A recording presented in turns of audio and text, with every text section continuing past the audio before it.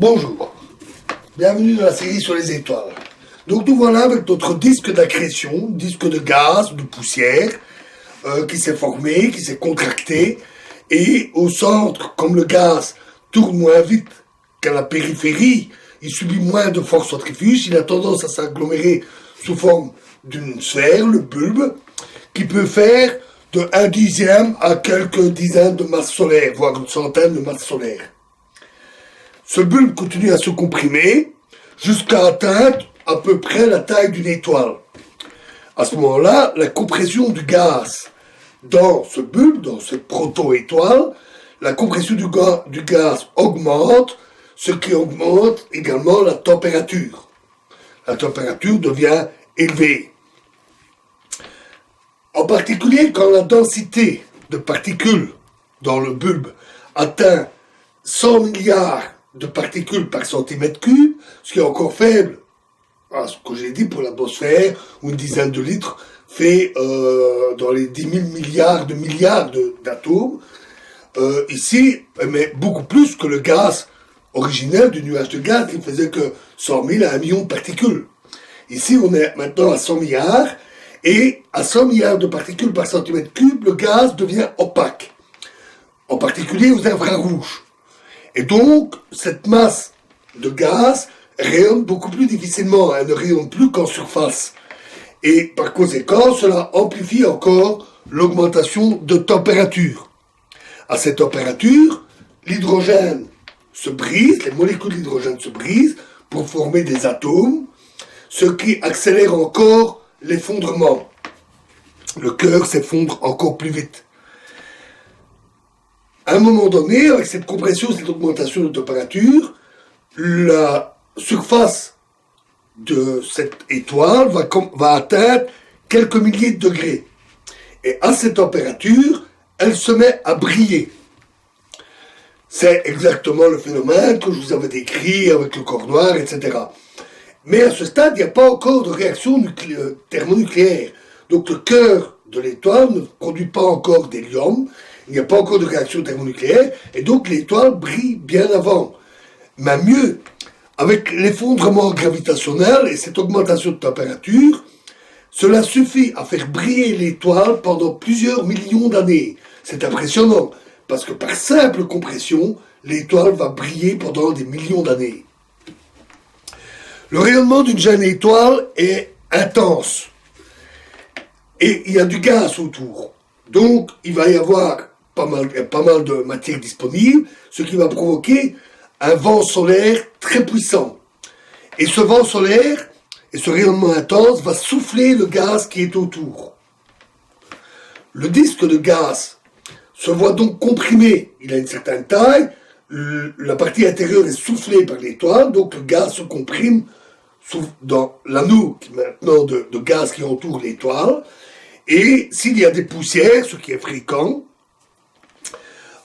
ces poussières vont commencer à se rapprocher, se cogner, s'agglutiner les unes aux autres. Elles vont aussi s'agglutiner avec du gaz et elles vont d'abord s'agglutiner par simple contact, par simplement adhésion de nature chimique, puis en grossissant vont commencer à exercer une certaine gravité et attirer encore plus de poussière et grossir encore plus. On a donc la formation de petites roches, des protoplanètes.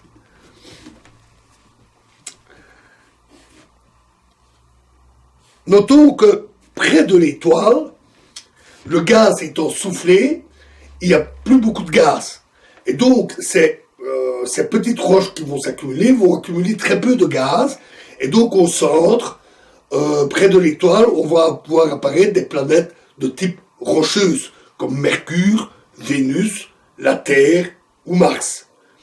Plus loin de l'étoile, il y a toujours ce disque de gaz très épais, et donc ces protoplanètes vont aussi accréter, accumuler beaucoup de gaz, ce qui va donner d'énormes planètes gazeuses, comme Jupiter, Saturne, Uranus, Neptune. Ce n'est que plus loin qu'on sort de ce disque de gaz et qu'il n'y a plus qu'un peu de poussière et formation de petits corps, de planètes naines, ce qu'on appelle la ceinture de Kuiper, comme Pluton et d'autres corps. Alors en plus, tout ce petit monde va avoir tendance à se déplacer dans le système solaire. Ça, c'est toute la mécanique de formation des planètes que nous n'abordons pas ici.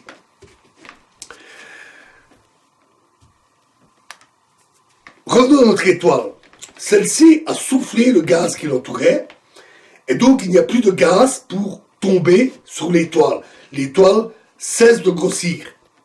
À cause de ce phénomène, elle s'allume et souffle le gaz. Une étoile ne peut pas grossir au-delà d'une certaine masse, qui est de l'ordre d'une centaine de masses solaires. C'est à peu près le maximum. Parce que si il y a vraiment beaucoup de gaz, ben, ça ne sert à rien, elle s'allume, elle souffle le gaz et ça s'arrête. À ce stade, l'étoile est de type T-Tauri, que nous avions cité. Pour les plus grosses étoiles, on parle d'étoiles de Herbig. Ce sont des étoiles massives, jeunes, avec un rayonnement fort chaotique. L'étoile continue à se contracter. Elle n'avait pas tout à fait fini de se tasser, elle continue à se contracter. La température en surface, elle va commencer à baisser, parce qu'elle rayonne, elle émet de la lumière, et il n'y a pas de réaction nucléaire pour l'alimenter en énergie. Le cœur, par contre, donc, et ça va encore amplifier cette compression. Et le cœur, lui, par contre, sous cette forte compression, va voir sa température grimper, jusqu'à atteindre 10 millions de degrés. À ce stade, les réactions thermonucléaires que nous avons vues s'enclenchent, elles commencent. Et là, on entre dans le cycle que nous avons vu avec les réactions thermonucléaires, la partie radiative qui équilibre le poids, la pression du gaz, et donc il se forme un nouvel équilibre, celui que nous avions étudié dans le fonctionnement de l'étoile.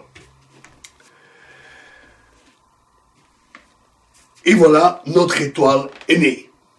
Alors maintenant, un mot concernant les éléments lourds. Alors quand on parle d'éléments lourds, je ne parle pas ici d'uranium ou des choses de ce genre, je parle d'atomes contenant quelques dizaines de nucléons, c'est comme le carbone et d'autres. On a vu dans les réactions thermonucléaires que le carbone, en particulier, mais aussi d'autres éléments, facilite les réactions thermonucléaires. Et il facilite même aussi, ces éléments lourds facilitent même aussi le refroidissement, parce qu'étant des particules massives, elles emportent beaucoup d'énergie cinétique, ce qui permet d'accélérer le refroidissement, et donc la contraction et la formation de l'étoile. Mais que s'est-il passé au début de l'univers ? Au début de l'univers, il n'y avait quasiment que de l'hydrogène et de l'hélium. Pas d'éléments lourds, quelques éléments légers sous forme de traces, deutérium, lithium, c'est à peu près tout. Alors pourquoi ? Mais parce que l'univers s'est formé à partir d'un état très dense et très chaud qui est entré en expansion. C'est le modèle du Big Bang, le modèle de la cosmologie. Et pendant cette phase très chaude, les premiers noyaux se sont formés. Les calculs et l'observation des gaz, nuages de gaz les plus primitifs, ceux dans lesquels on trouve quasiment aucune poussière, montrent que ne se sont formés essentiellement que de l'hydrogène, de l'hélium et quelques éléments en trace. Donc pas d'éléments lourds. Lors de la nucléosynthèse primordiale, il n'y a pas eu formation d'éléments lourds. De plus, au début de l'univers, il était seulement en expansion. Donc au début, la quantité de gaz était plus importante, plus dense. L'univers n'était pas encore enflé. Donc il y avait plus de gaz disponible. L'univers était très chaud au début. Donc, rappelons-nous la masse de Jeans, elle était énorme et les étoiles ne se formaient pas. Le gaz était à peu près uniforme, remplissant l'univers, et ce n'est que quand la température a suffisamment baissé, que les fluctuations dans la répartition de ce gaz ont commencé à former des grumeaux qui ont commencé à former les premières étoiles. La contraction s'est produite de manière très uniforme, puisque le gaz était répandu de manière très uniforme. Et il y avait énormément de gaz disponible. Donc ça a surtout formé des grosses étoiles. Mais de plus, il n'y avait pas d'éléments lourds. Donc, après la phase où elle s'allume spontanément, nous l'avons vu, elle se refroidit, pas de chance, les réactions thermonucléaires ne se sont pas encore mises en route. Pourquoi? Parce qu'il n'y a pas les éléments lourds. Et ça s'allume beaucoup plus difficilement. Il faut monter à des 20, 25, 30 millions de degrés. Ça ne s'allume pas facilement. Et donc, du gaz recommence à tomber dessus. En fait, l'étoile brille, mais les particules chargées suivent les lignes de champ magnétique, et donc le gaz va surtout s'infiltrer par les pôles. C'est en tout cas ce que les modèles disent, et c'est cohérent. Donc du gaz va continuer à s'accumuler, ce qui va former des étoiles vraiment énormes, gigantesques. Plusieurs centaines de fois la masse du Soleil. Ces étoiles ont une très courte durée de vie. Elles brûlent la chandelle par les deux bouts. On verra un peu plus tard l'évolution des étoiles et leur durée de vie. Ces étoiles-là vivaient très peu de temps, quelques millions d'années seulement. Et puis, elles terminaient par une phénoménale explosion pulvérisant l'étoile. Et les débris qui étaient formés cette fois dans le cœur de l'étoile, contenant du carbone et même jusque du fer, ont ensemencé les nuages en éléments plus lourds tels que le carbone et même en poussière. Et donc très rapidement, une seconde génération d'étoiles a pu naître qui ont cette fois pu hériter d'éléments lourds qui allument plus facilement les réactions. Ça a formé des étoiles plus petites qui en plus, le gaz était devenu très hétérogène, formation des premières galaxies, les premiers gros trous noirs au centre des galaxies, dus à ces étoiles gigantesques qui ont formé d'énormes trous noirs, et la compression était beaucoup moins homogène, et ça a donc fragmenté les nuages de manière plus importante, produisant de plus petites étoiles qui s'allumaient plus facilement, et des cortèges planétaires qui ont pu commencer à se former grâce à la poussière dans le gaz. Il est intéressant aussi d'étudier, dans un diagramme HR, l'évolution de la naissance d'une étoile. On ne va pas faire des diagrammes pour toutes les sortes d'étoiles.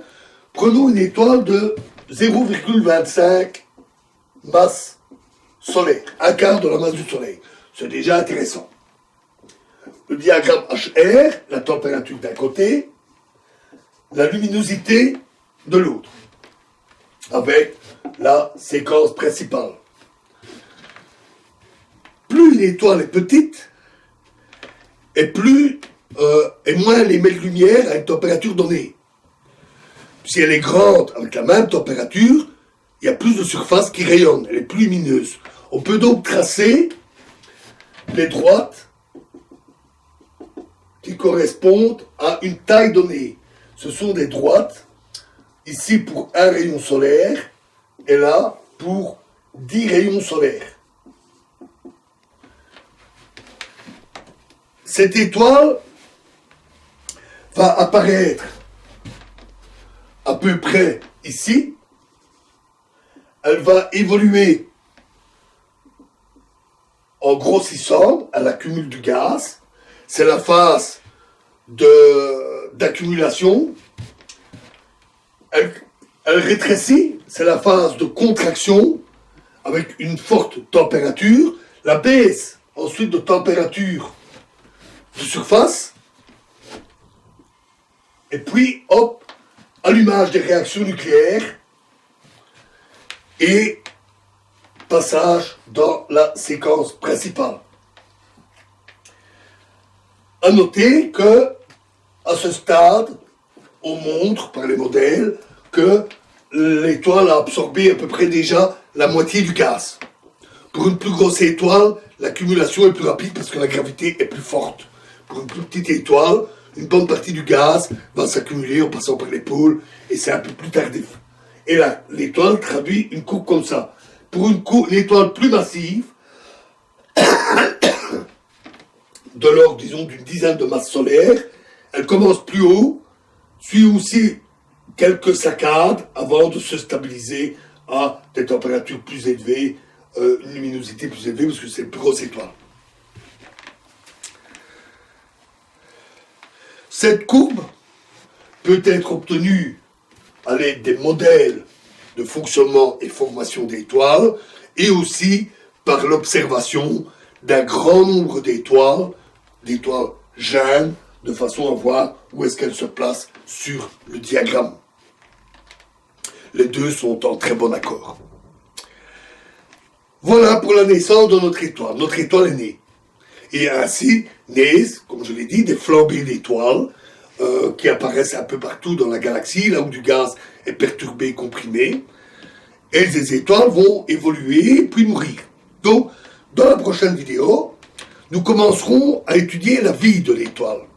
Et en particulier, comment est-ce qu'elle consomme son combustible et qu'est-ce qui se passe avec la consommation de ce combustible. Je vous remercie.